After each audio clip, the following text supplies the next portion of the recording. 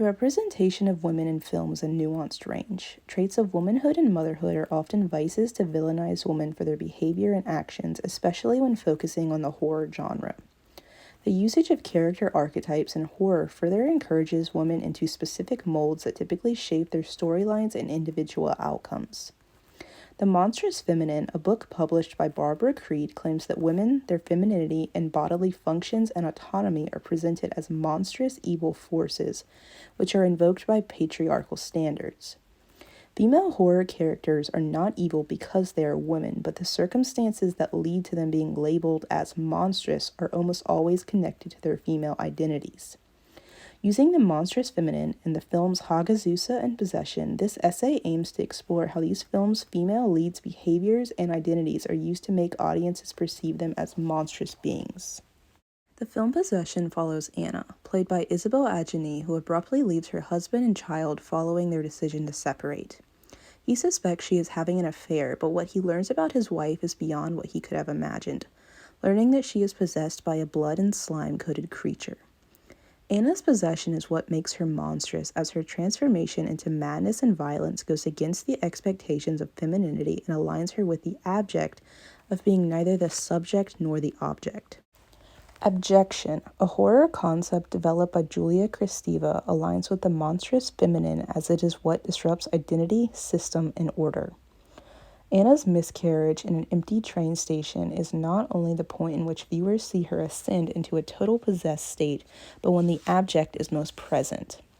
As she thrashes around, spilling milk and groceries she had previously purchased, and produces blood and a white mucus-like liquid from her body, amidst her agonizing screams, her self-autonomy is lost, no longer the subject nor the object of abjection. The film Hagazusa centers around Albrun, a young woman living in solitude with her mother in a 15th century Alpine village. Albrun and her mother are accused of being witches.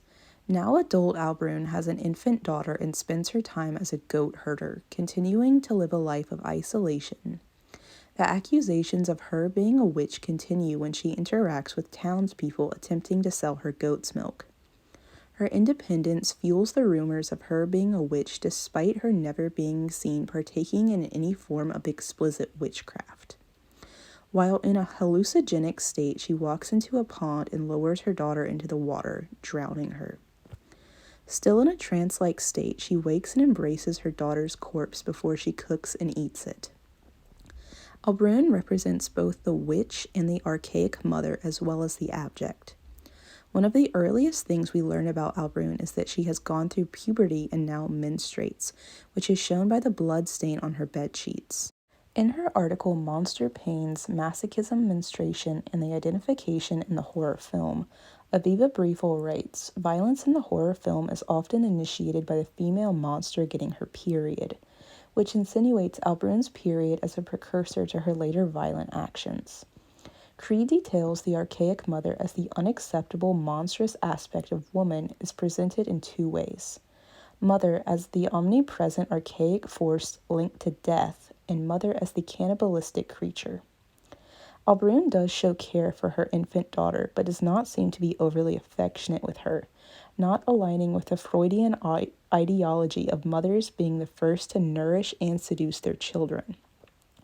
But the action of killing and consuming her daughter makes her the face of the archaic mother, as she takes her life and reincorporates it back to its source.